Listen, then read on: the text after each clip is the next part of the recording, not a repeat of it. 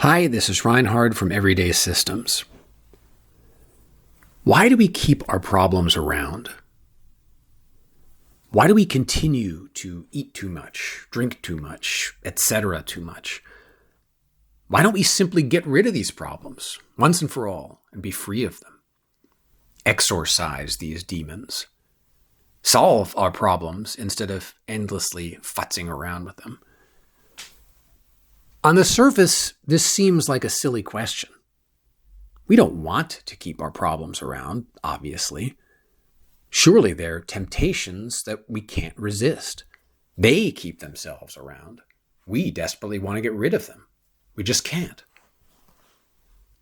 But I wonder sometimes, do we, on some level, want to keep them around? Do we feel like we need to keep them around? Do they serve some purpose for us? Is there something we get out of them or think we get out of them? I'm not talking about whatever sensual pleasure we may get from giving into a temptation, the sweetness of a cookie or the anxiety dissolving with a drink, but something we get out of the problem because it's a problem, because we need a problem. Again, on the surface, this sounds crazy. Why would we need a problem? Well, for one thing, we might need a problem to distract us from a worse problem that we'd rather not face. Specifically, I wonder to what extent I do this with my everyday problems of eating too much, drinking too much, fussing over and getting caught up in the spider webs of my little anxieties, meticulously tracking my mundane habit problems in spreadsheets with their little ups and downs. I wonder if I don't even want, on some level, a final victory over them, because then I would only be left with problems that were too painful, too confusing, and awful to consider. Eating too much is actually not something that I spend a huge amount of time fussing over these days. NoS really has more or less nailed both that problem and the fussing over it for me. But I know there are some of us that haven't yet attained this level of NoS enlightenment.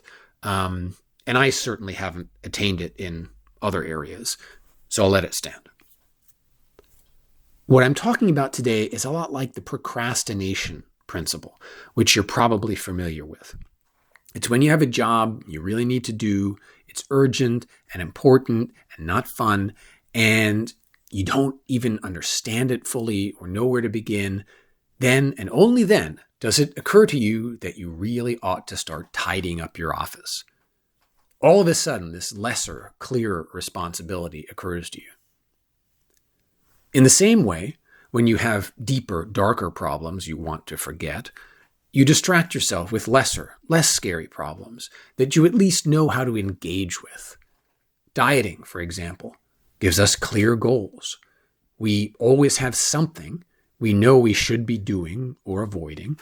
We can measure progress or lack thereof in myriad ways.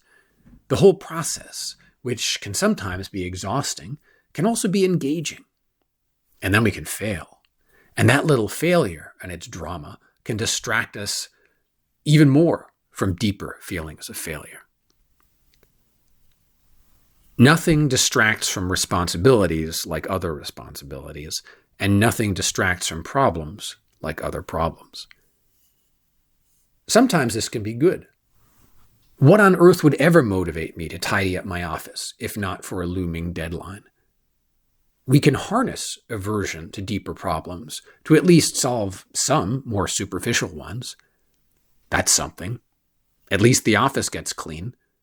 And maybe that feeling of progress will then spur us on to swing our guns around and face the more important problem.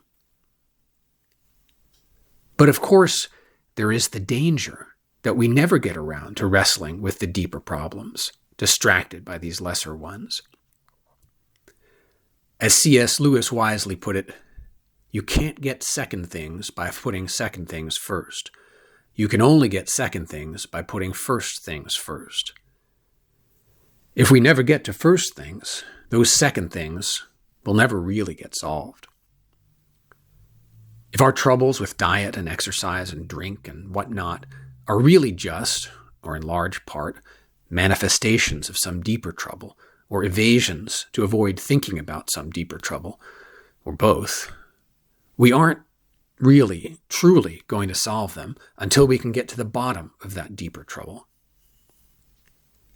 On the other hand, the tricky thing about the deeper problems is that it isn't clear that they are always soluble. If I can't clean up my room until I've figured out the meaning of life, well, maybe it's okay to put the meaning of life on hold for a bit. I've got bills to pay, people who are depending on me. Most people who go into the desert to fast for 40 days starve. Where am I going with this? Well, I do think we have certain demons, pet demons, that we could probably get rid of, but keep around at least in part in order to distract us from deeper, more fundamental problems that are painful, but perhaps important to face. And that it's important for us to consider this possibility and to ask, to what extent is it true? What can or should we do about it now? And if not now, when?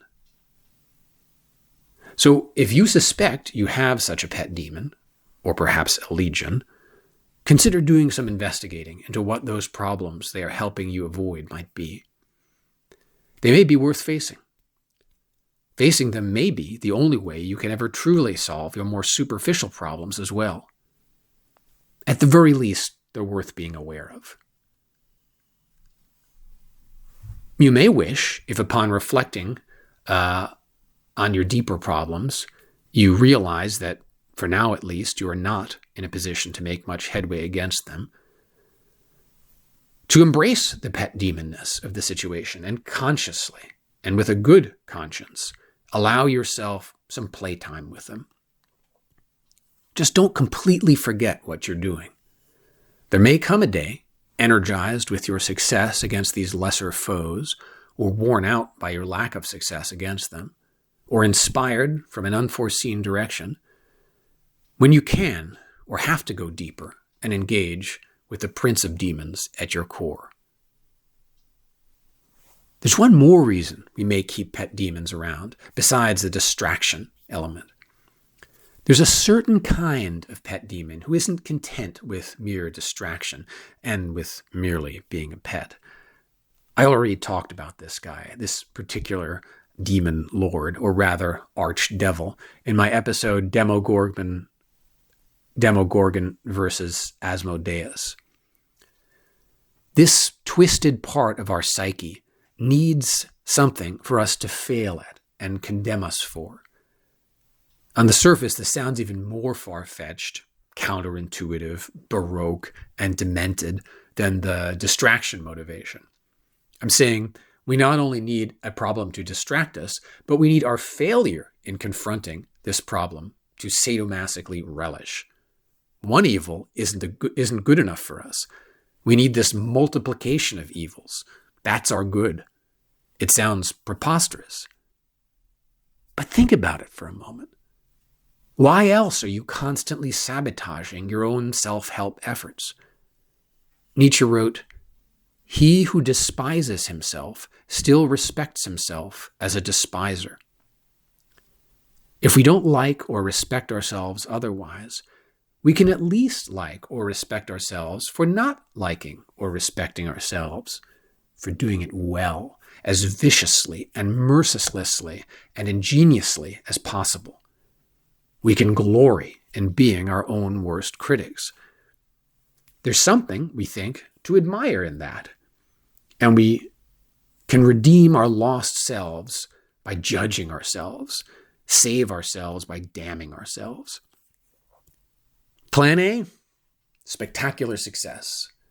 Plan B, spectacular failure, or at least the most exquisite self-torture. Plan A, straight up being special. Plan B, dysfunctionally being special. But at least we're still special. I'm not saying this is a good plan at all, but it does make a certain kind of psychological sense, and I'm pointing it out so we can recognize it and hopefully not allow ourselves to be carried along by it. We need to not give Asmodeus that satisfaction. If we can't stop him completely because he's too brutally powerful, let's at least whip out our metaphorical cell phone cameras and observe him. Let him know that we're on to him, that we see what he's doing, that his self-crimes are being recorded. It's another mindfulness exercise, like I talked about last episode with Spider Hunter. Demons don't like having the light of attention shined on them. It inhibits their style. You won't be able to self-hate as effectively if you're aware of what is going on. Asmodeus can no longer pretend that he's doing this for your own good. It takes some of the fun out of it for him.